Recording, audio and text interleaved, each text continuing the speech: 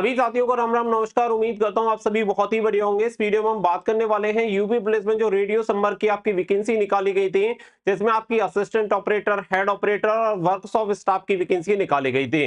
इसकी आंसर की कल जारी हो चुकी है। आप सभी को बता दिया था कि कैसे आंसर की चेक करनी है, और आई होप उसके बाद आपको ये क्लियर हो गया होगा कि कितना आपका स्कोर जा रहा है। इसके बाद लगातार कमेंट आ रहे थे कि एक बार इसकी एक्सपेक्टेड कट ऑफ बता दीजिए कि कितनी कट ऑफ जा सकती है, कितना सेफ स्कोर रह सकता है। तो इस वीडियो में हम हर एक फैक्टर को देखते हुए आपकी कट ऑफ बताएंगे कि कितनी कट ऑफ रह सकती है, क्योंकि तीनों पोस्ट की आपकी कट ऑफ भी लगभग अलग अलग जानी है, क्योंकि कंपटीशन अलग अलग है, नंबर ऑफ वैकेंसी अलग अलग है।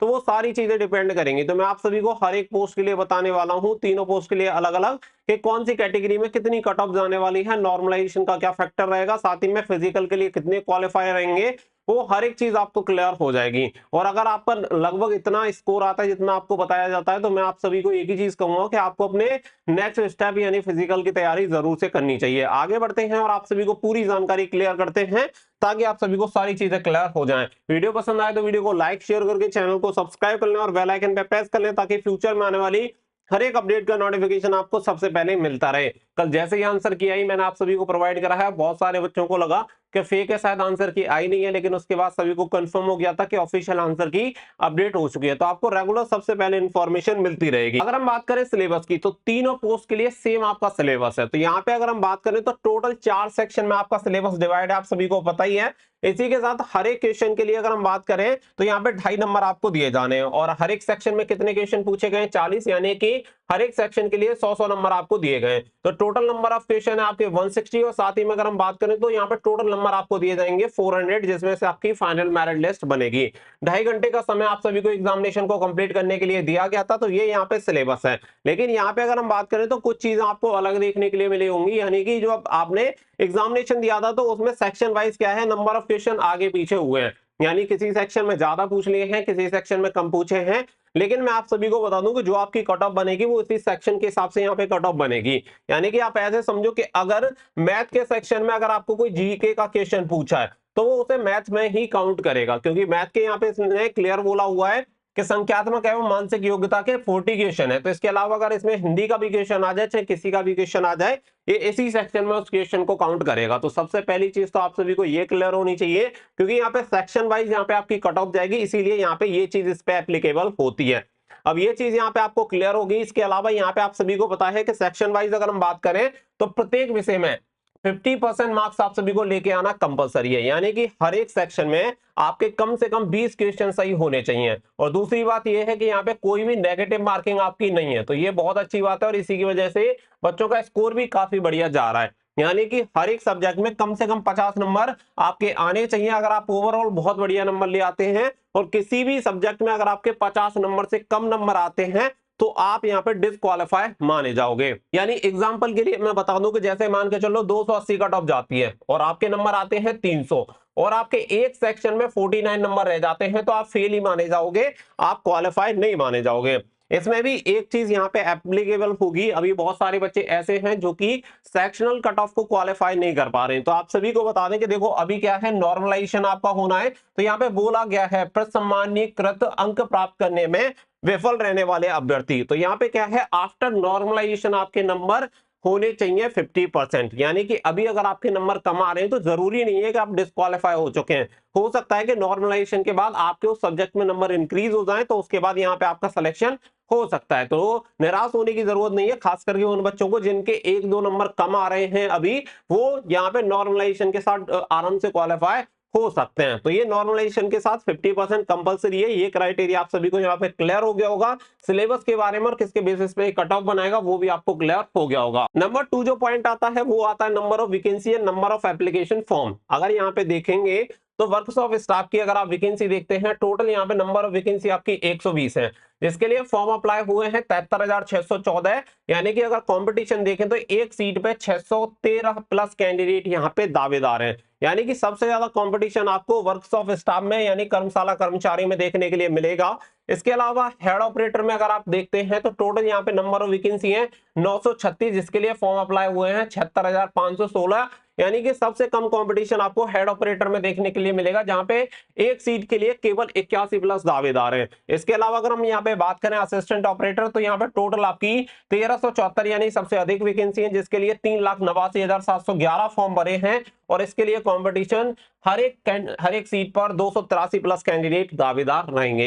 यानी कि सबसे ज्यादा कंपटीशन देखने के लिए मिलेगा वर्क्स ऑफ स्टाफ में, फिर आपका रहेगा असिस्टेंट ऑपरेटर, और सबसे कम आपका कंपटीशन रहने वाला है हेड ऑपरेटर में। तो इस चीज को हम डिनाई नहीं कर सकते, इग्नोर नहीं कर सकते, क्योंकि इसी पे आपकी कट ऑफ डिपेंड करती है। क्योंकि कंपटीशन कितना ज्यादा है वो देखना पड़ेगा, number of vacancy and the आपके एप्लीकेशन फॉर्म कितने हैं, कॉम्पिटिटर कितने हैं, उसी के अकॉर्डिंग आपकी कट ऑफ भी डिसाइड होती है। तो अब ये दो जो मेन फैक्टर हैं वो आपको समझ में आ गए होंगे कि फॉर्म कितने अप्लाई हुए थे, कितना आपका कंपटीशन जा रहा है, साथ ही में कट ऑफ कैसे बनती है। अब यहाँ पे अगर हम बात करें आपकी कट ऑफ के बारे में, तो कट ऑफ यहाँ पे देख लेते हैं, जिससे कि आपको ऑलमोस्ट ये सारी चीजें क्लियर हो जाएं। तो सबसे पहले अगर मैं बात करूं, तो सबसे कम जो कट ऑफ जाने वाली है वो कहीं ना कहीं आपकी हेड ऑपरेटर की जाने वाली है, क्योंकि हेड ऑपरेटर का आपको पता है कि हेड ऑपरेटर में कंपटीशन भी कम है, केवल एक सीट पे 81 प्लस दावेदार ही हैं। तो यहाँ पे आपकी कट ऑफ भी कम रहेगी। अगर मैं जनरल कैटेगरी में बात करूं, अगर जनरल कैटेगरी में आपके 275 से 280 के बीच में अगर नंबर आ रहे हैं तो बढ़िया स्कोर है। मैं आपको कहूंगा कि आपको अपने फिजिकल की तैयारी करनी चाहिए, आपका फिजिकल के लिए क्वालिफाई हो सकता है। अगर मैं ओबीसी की बात करूं तो 265 से लेके लगभग आपके 270 के बीच में अगर आपके नंबर आ रहे हैं तो यहाँ पे आपकी बात बन सकती है हेड ऑपरेटर में। वहीं पे ईडब्ल्यूएस की बात करूं तो लगभग 270 के अप्रोक्स आपके नंबर हैं, तो ईडब्ल्यूएस में आप क्वालिफाई हो जाएंगे। अगर मैं एससी की बात करूं तो एससी में लगभग 255 नंबर आपके होने चाहिए, यानी कि 255। और अगर हम ओबीसी सॉरी एसटी की तरफ चले तो लगभग अगर आपके 240 नंबर यहाँ पे बन रहे हैं तो आप यहाँ पे क्वालिफाई हो सकते हैं। तो ये हो गई हेड ऑपरेटर की बात। फिर बात आती है असिस्टेंट ऑपरेटर की। तो नंबर सेकंड पे जो कंपटीशन है वो असिस्टेंट ऑपरेटर का है, और सबसे ज्यादा वर्क्स ऑफ स्टाफ में आपको कंपटीशन देखने के लिए मिलेगा। अगर मैं असिस्टेंट ऑपरेटर की बात करूं तो देखो, असिस्टेंट ऑपरेटर में मुझे लगता है कि यहाँ पे जनरल की जो आपकी कट ऑफ रह सकती है वो 280 से लेके 290 तक रह सकती है।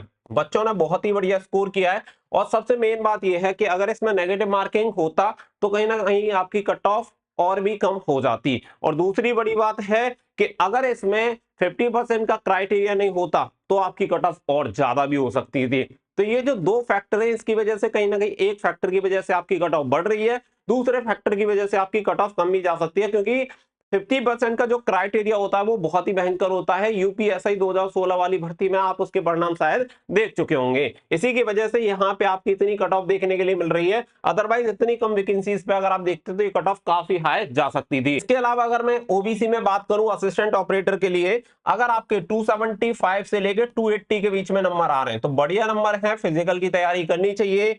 ईडब्ल्यूएस में बात करूं तो लगभग वही 280 के अप्रॉक्स ईडब्ल्यूएस कैटेगरी में। अगर हम बात करें एसटी कैटेगरी में तो 265 प्लस अगर आपके नंबर आ रहे हैं तो एससी कैटेगरी में हो जाएगा, और एसटी कैटेगरी में 255 नंबर लगभग अप्रॉक्स आपके होने चाहिए। तो ये आपकी कट ऑफ दोनों पोस्ट के लिए मैंने बता दी। इसके अलावा सबसे भयानक जो कट ऑफ रहने वाली है वो वर्क्स ऑफ स्टाफ के लिए रहने वाली है, क्योंकि देखो नॉर्मलाइजेशन बहुत बड़ा इंपैक्ट डालेगा इन सारी चीजों पे, तो नॉर्मलाइजेशन से बहुत सारी चीजें बदल भी जाएंगी। अगर मैं बात करूं वर्क्स ऑफ स्टाफ के लिए तो यहाँ पे मैं समझता हूँ कि जनरल के लिए कम से कम 300 प्लस आपके नंबर होने चाहिए, तभी आप फिजिकल के लिए क्वालिफाई हो पाएंगे। क्योंकि यहाँ पे जैसे कि मैंने आप सभी को बताया कंपटीशन देखेंगे तो एक सीट पे 613 प्लस कैंडिडेट हैं जो कि कंपटीशन के लिए हैं, सबसे कम वैकेंसी है, और एप्लीकेशन फॉर्म यहाँ पे अच्छे खासे आए हैं।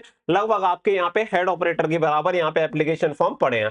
तो यहाँ पे 300 प्लस लगभग आपकी कट ऑफ रहेगी जनरल में। अगर मैं बात करूं कि यहाँ पे ओबीसी में लगभग आपकी कितनी रहेगी, तो ओबीसी में लगभग 285, इसी के साथ साथ ईडब्ल्यूएस में भी अप्रॉक्स 285, क्योंकि मुझे लगता है ओबीसी ईडब्ल्यूएस में कोई ज्यादा डिफरेंस देखने के लिए नहीं मिलेगा। एससी की अगर मैं बात करूं तो लगभग 270, और वहीं पे अगर बात करें कि आपकी एसटी की तो 260 के अप्रॉक्स आपके नंबर होने चाहिए, तो आप फिजिकल के लिए क्वालिफाई हो सकते हैं। तो ये जो कट ऑफ है वो एक्सपेक्टेड जो डेटा है जो बच्चों ने कमेंट करके बताई हैं, जो चीजें शेयर की हैं उसके अकॉर्डिंग मैं आप सभी के साथ शेयर कर रहा हूं, और मुझे लगता है कि इससे कम कट ऑफ शायद ही आपकी जाए। हालांकि नॉर्मलाइजेशन एक बहुत बड़ा फैक्टर है जो कि चीजों को चेंज करेगा, और दूसरा सबसे बड़ा फैक्टर है 50% सेक्शनल कट ऑफ, तो उस पर भी डिपेंड करेगा। तो ये सारी चीजें हैं जो कि मैंने आप सभी के साथ शेयर करने का प्रयास किया है। बाकी का बात आती है फिजिकल की, बच्चे बोलेंगे कि फिजिकल के लिए कितने गुना क्वालिफाई किए जाएंगे।